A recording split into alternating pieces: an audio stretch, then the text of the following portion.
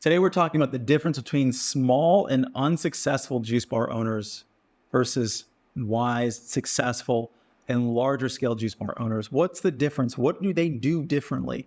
I'm going to outline the key attributes so you can avoid making critical mistakes and you can actually grow your business in the way that you want and become a big juice bar if that's your goal in this. So before I dive into this, if you're new to the channel and you don't know who I am or what we do, my name is Andrew McFarland. I've been in this industry for 13 years at this point, running my own juice concepts, helping hundreds of people all over the world launch and scale successful juice bars, smoothie bars, acai bowl concepts, and the like. All the information on this channel is coming from that wealth of experience. Now, we are going to dive in. If you're watching this channel, it's because obviously you want to make sure you don't make any critical mistakes. You don't want to take the path where a lot of people fail. You want to do things differently. And it's important you know what to do differently in order to separate yourself from the rest, because the unfortunate statistic and reality is that 90% of food service businesses fail. I think the number is 80% in the first, 60% in the first year, 80% within the first 5 years. And then the reason I say 90% is because there's a grand 10% that are just not failing, but I wouldn't say that they're successful. I would say that there's a lot of businesses that just are making enough money to continue to go and keep going, but they're not thriving. And so it's really a small minority of businesses in this industry and most industries, but particularly food service, because that's the business you're in, that thrive. And the ones that do well do very, very well. We've got some clients that are doing over $150,000 a month with a singular location and opening up multiple storefronts. So you want to be a part of that small minority. And I'm going to share with you the ways to think about this, things to do, things not to do. So what are the things that small and unsuccessful juice bar owners do that you want to avoid? The first thing is they don't delegate. Okay. They're doing everything on their own. Now, this can be a byproduct of lack of financial resources, which is sometimes the case. Sometimes it's just the case that there's a big fear in allowing people to do other things in the company because you're scared they're going to mess up and they're going to get things wrong. Sometimes you have to allow people to mess up and get things wrong in order to actually grow a business. So that's the other reason. The third reason is just because they don't have the right frame and thinking around creating the systems to train people to build leadership in their business.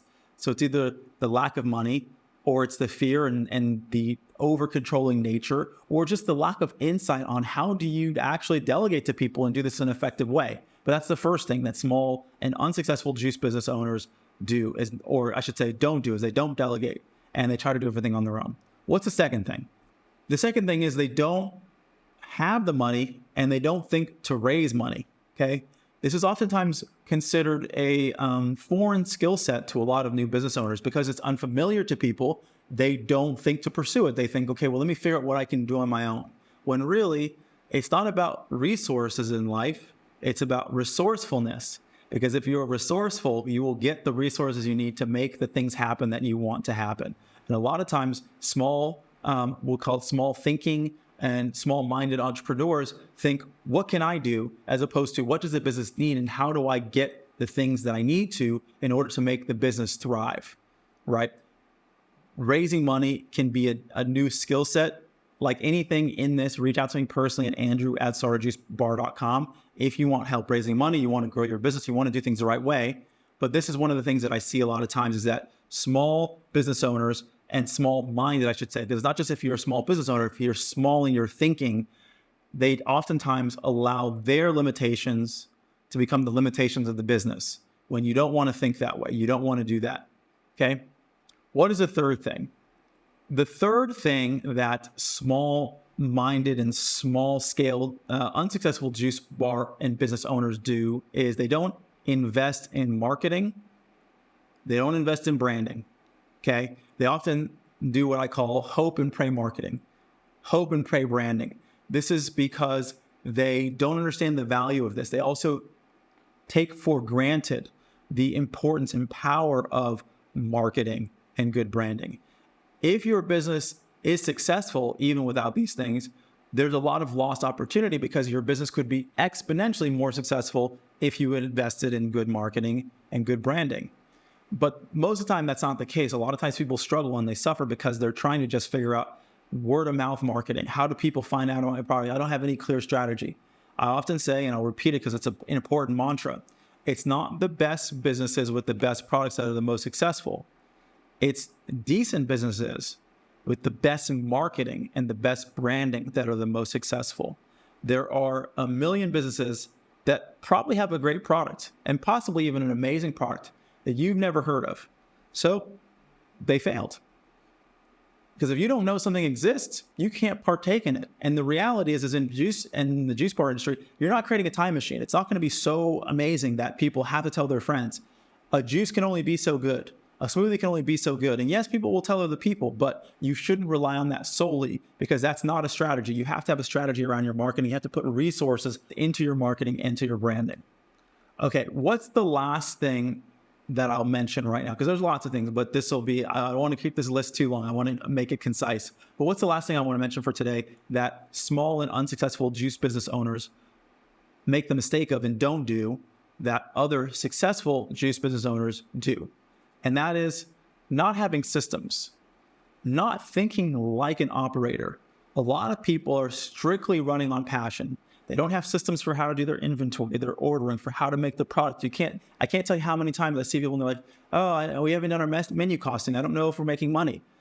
And we come and we do their menu costing. We find out, oh, you know what? You're actually paying your customers to buy your product. Do not let the excitement and the honeymoon phase of having a business keep you from actually running this business effectively, from doing it intelligently, from having systems and thinking about it like a business, because your passion alone isn't going to make you successful. It's the fuel in the fuel tank, right? If we use this analogy of having a car and wanting to travel, your passion is the gas that your business needs. You need that. But success is knowing where to go and knowing how to get there. If you don't know how to drive a car and you don't have a map, well, guess what? You're not going to get anywhere you want to go fast. You're going to probably end up in a ditch somewhere because you need to have control of the vehicle. You need to know how to operate it, and you need to know where you're going and how to get there, okay? That's critical. So it's come to my attention that only 18.8% of the people who watch this content regularly are actually subscribed to the channel. So as a quick favor to ask, please subscribe. And in return, I will be sure to make more content, higher quality content that you can enjoy and it can support you in launching your juice business. Thank you so much for subscribing, and we'll continue with the video. Okay, so let's talk about what's the difference between successful entrepreneurs and intelligent entrepreneurs that grow these businesses substantially. How are they different and what do they do?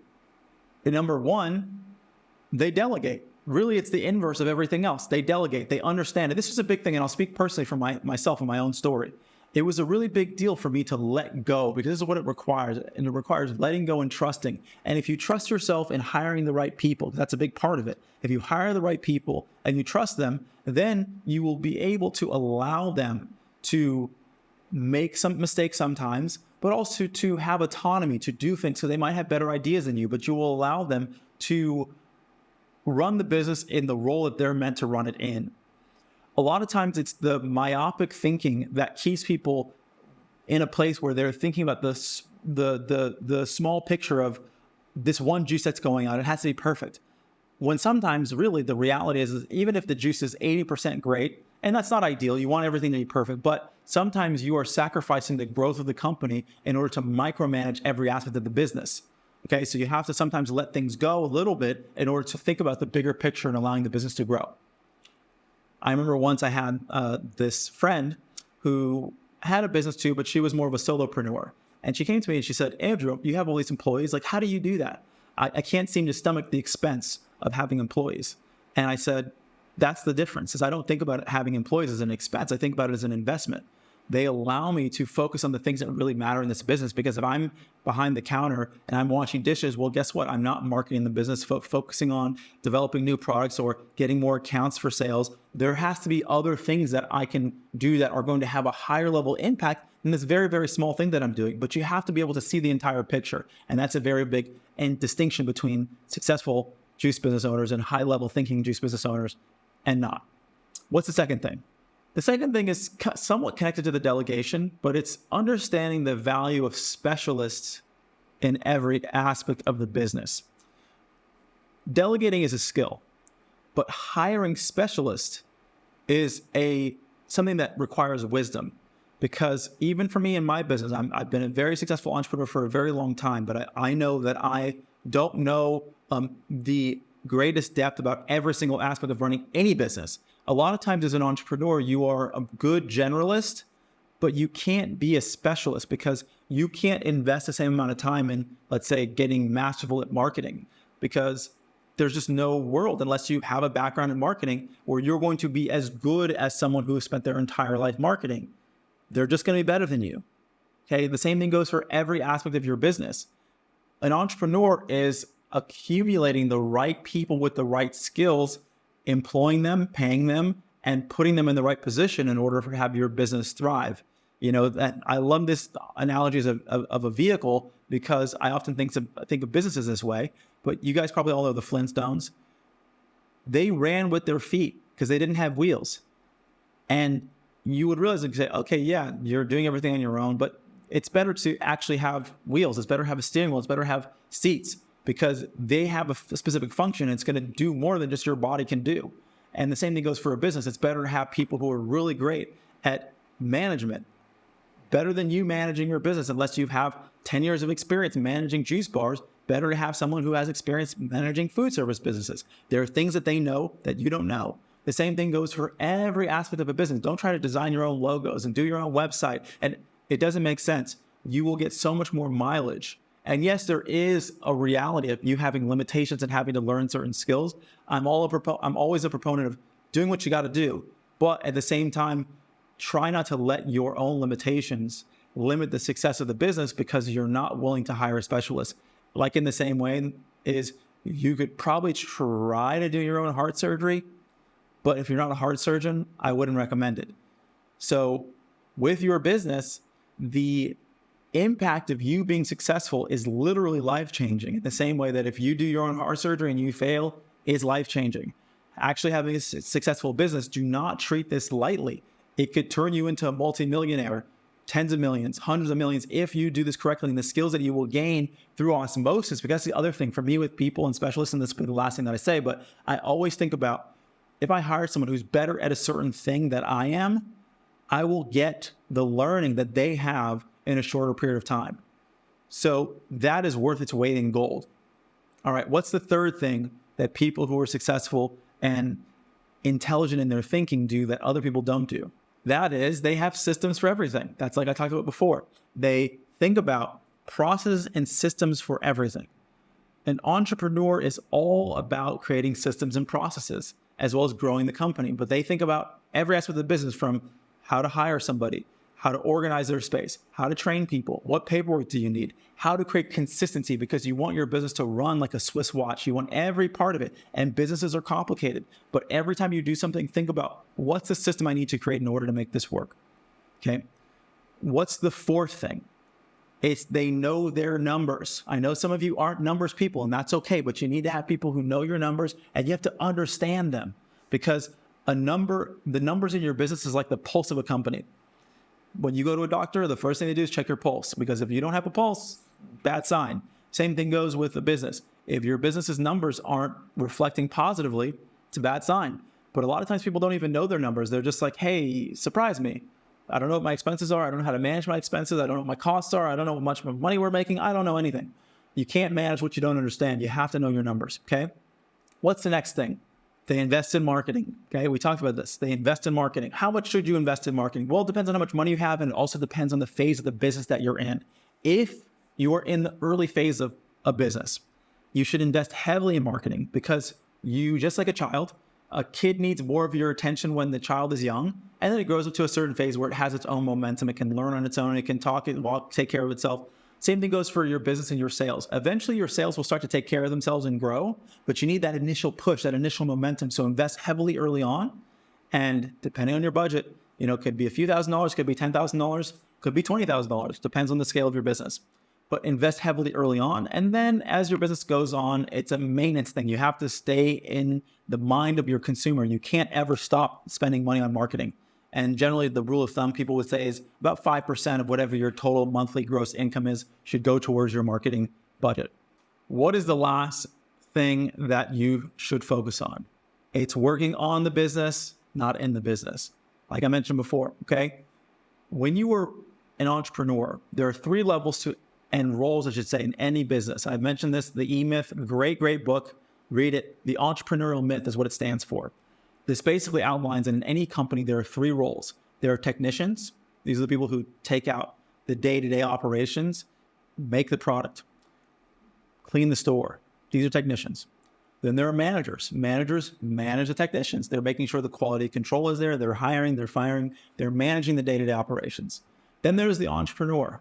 The entrepreneur has to manage the managers. Ideally, you don't want to have to manage your managers, but there is some aspect of that, but that shouldn't be where the majority of your energy is going. The majority of your energy as an entrepreneur is working on the business, meaning you are creating systems for the managers to manage and execute, for the technicians to follow. But you're always looking for growth opportunities. You're looking outward towards the horizon of where you're leading the company, right? Whereas the technicians and the managers are looking sort of really backwards. They're looking at how do we execute on the day-to-day in the business. So the role of the entrepreneur is critical and cannot be replaced as well, because you are going to be the person who has the final say in every aspect of the business. So if you were too busy working in the business, it's sort of the analogy I use of the captain of a ship. A captain can't lead a ship if they're down at the bottom of the barracks, I guess, as you could say, rowing the boat or trying to solve all the problems that really the people should be trying to solve that are on the technician and management level. So you have to be at a place where you can see where the ship is going, or see where the company is going, and you have to be able to create systems, have strategies, empower, encourage, inspire the management team to then execute with the technician level team. That's the role of the entrepreneur. So that's the message for today. Hope this has been helpful. Reach out to me, Andrew at StartAJuiceBar.com. If you're ready to take your business to that next level, follow us on Instagram. We have exclusive giveaways and content that we only release there at StartAJuiceBar on Instagram. And then lastly, we have a podcast. It's on Spotify. It's on iTunes. It's called the Juice Bar Experts Podcast. Really easy to find. That's the message for today. I'll see you guys in the next video. Sending you my love. Take care. Hope you guys have been enjoying the video content. If you're inspired to learn even more about how to start your juice business from scratch, for you, we have a free ebook. It's called the 15 Steps to Starting Your Juice Business. And this is going to go through a high-level overview, through a step-by-step process on how you get your business off the ground. Everything from, branding, menu development, finding the right location, and more. This is going to be a clear roadmap so you know how to go from where you are all the way to opening your store. If you want to go even deeper, we've also created an online course. It's called the Juice Bar Master Blueprint. This is going to go into great depth on everything from how do you put together and think about recipe development? How do you cost out your menu and what's the math around it? What equipment do you need? How do you design your store? How do you find the right location? And so much more. I know you're going to find a lot of value out of both of these. There's links in the description below. So I hope to see you guys at the next video, and enjoy.